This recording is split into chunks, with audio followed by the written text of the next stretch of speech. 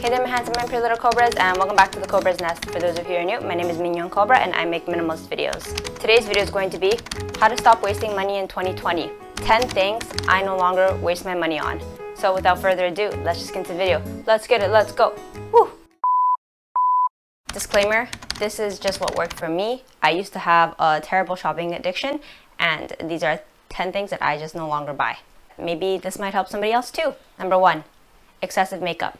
I stopped letting myself buy every single new product that came out from my favorite brands. In my minimalism journey and my makeup journey, I decided to have a small collection, but because of this, I felt justified that anytime my favorite brand that was both cruelty-free and vegan, if they had a new product, since it was those things, I was allowed to buy every new product that came out from them. I cannot finish makeup as fast as I buy it. Even though it's my favorite brand, I tell myself I don't have to buy every single new product that they come out with. Number 2, logos or expensive clothing. When I was young, I went to a very rich middle school, and I felt a little bit insecure that I didn't have some of the brand name clothing that kids had. So when I got older, I think like in my university days, and I had a little bit of cash flow, I took that opportunity to buy myself some brand name clothing. I'm talking TNA, Artizia, Hollister, Abercrobie. And now that I'm older, I find that those things no longer serve me, and I no longer feel inclined to have to buy those things to have to prove my worth. I feel a lot more confident with who I am, and I actually feel very confident with wearing clothes that don't have brands on them. My value doesn't come from that. My value is intrinsic. So I no longer need to spend a lot on those items. They were a bit expensive. I can now buy cheaper products, and I feel just as comfortable. For me, the most important thing is the quality of the item rather than a cute little logo of a moose.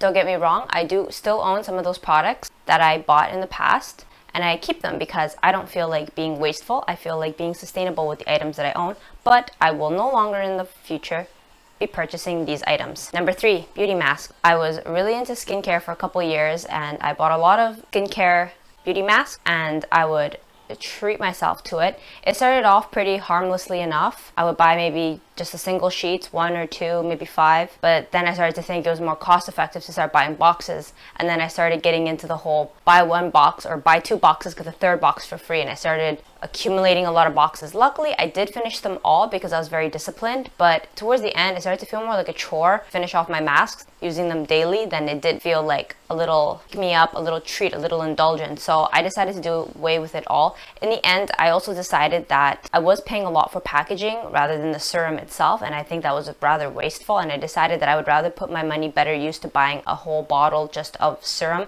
than product that has little serum but a lot of cotton packaging, plastic packaging, and then the outside packaging, and then the cardboard packaging of the box, because I can't put any of those products on my face, only the serum. Number 4, nail polish.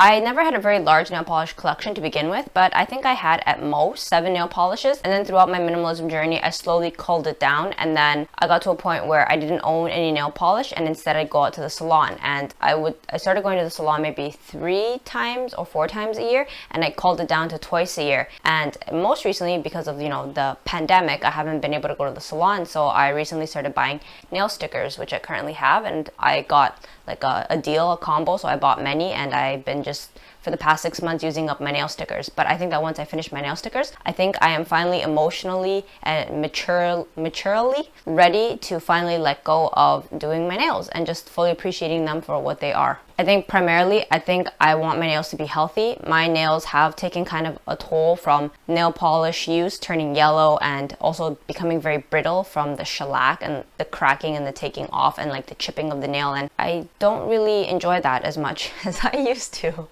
I don't tolerate it as well as I used to. Number 5, decor, little knickknacks, toys, keychains. I think these are very wasteful. I did used to buy these a lot in my youth. I thought it was very cute to put little keychains on my phone, keychains on my bag. I would buy souvenirs, and they had memories, attached to them. I bought keychains when I was in Japan. Throughout the years, I have slowly culled back this habit, and recently I've been very particular about what specific keychain that I buy. I think the last keychain that I bought was the little Sally keychain that I have on my Sally coin purse, but I think that is going to be the last conscious decision that I purchase. I won't be buying little knickknacks like this anymore. I used to also buy a lot of decor items when I was a lot younger, and I used to think that it was fun. I thought it was really fun to decorate my home that way.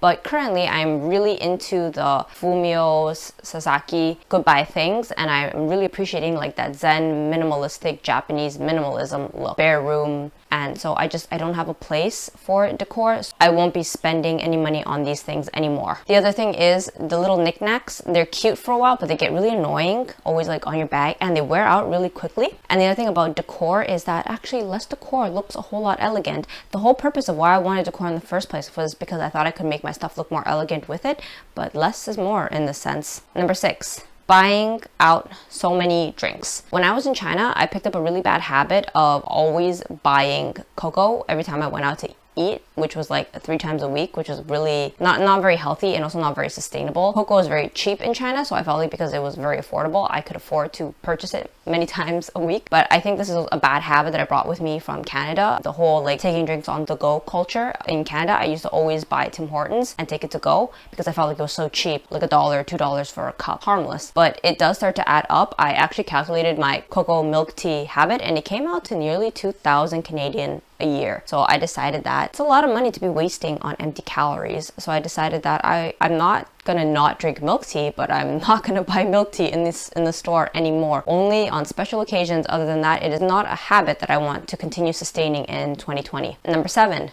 Snacks. The thing about snacks, I love snacking. I used to be a big snacker in my youth. That's probably why I yo-yo dieted a lot.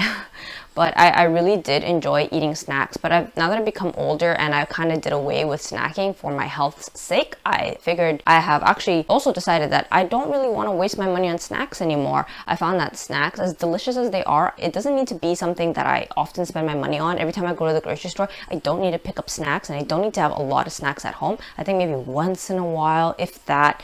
But I think snacks are extra calories, and it's a lot of packaging waste, and it's actually rather expensive for the processed product that you're paying for, because it has to be processed. You know, like potato chips, the potato has to be processed and become a chip, unlike unprocessed foods, which are a lot more affordable and also healthier. So I think just from a practical perspective, I have definitely culled down my snack shopping in 2020, and I think it is a habit that I want to continue to sustain in the future. Number 8, bottled drinks. I think this one also ties into the cocoa milk tea situation. When I was out, if I was thirsty, I would buy a bottle of water, or if I didn't feel like water, I'd buy bottled green tea. But again, I just think it's very wasteful. It's a waste of money, even though it's cheaper than milk tea, which is like 10 Chinese dollars. I thought $5 or $3 for a bottle of water is totally affordable, but honestly, $3 saved is much more affordable if I just find a pretty little bottle to carry around my drinks in, or make sure I stay hydrated at home and not go out as much, and I won't feel this need to have to buy bottled water, because it's a lot of waste package too, and I'm just not about that. I'm trying to be more sustainable for 2020. Okay, the next one is shoes.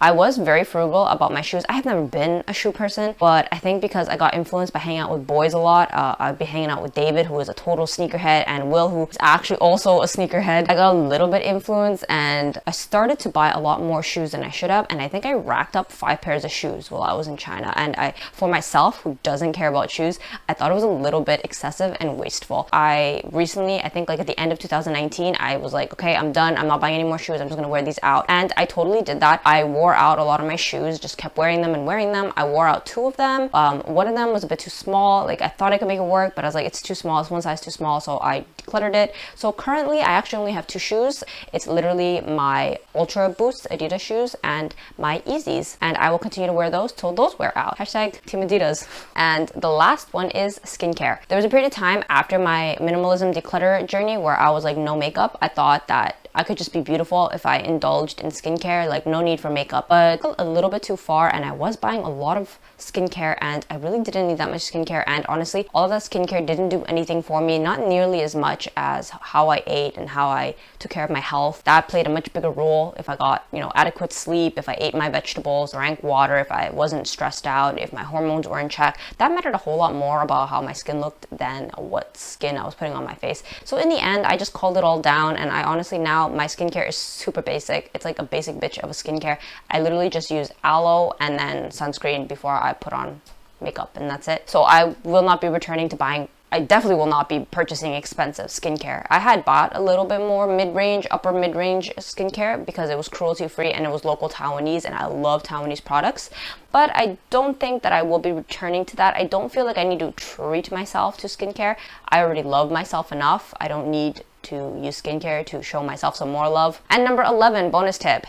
Hair dye. Oh my goodness, hair dye. This has been a journey. I literally had the longest hair journey of life. Some people like it took them like less than a year to grow out the hair. It took me 3 freaking years. Hair dye is just not something that I am ever going back to. I have grown out my hair after 3 years. Cut. I don't even think I have much dyed hair left. I think I have like this little bit here at the bottom. That's like literally all that's left of my dyed hair. The rest of this is all virgin hair, and I love it. I just love it. I love my curls. I have the most beautiful curls in the world. Like, I don't mean to be conceited, but it took a lot of self-love to get where I am today. I hated my hair. I used to straighten the shit out of it. I used to dye the shit out of it. I used to bleach the shit out of it. And I'm not about that anymore. I'm all about a natural, full, healthy curls, and it totally shows. So I will not be returning to hair dye. If my gray hair, when it starts to like, you know, really grow in, I'm just gonna stick with henna. I don't want to buy boxed hair dye. I think it's bad for the environment, and most of all, it's bad for my hair. Me and hair dyes, we had a messy breakup, and I'm never taking him back.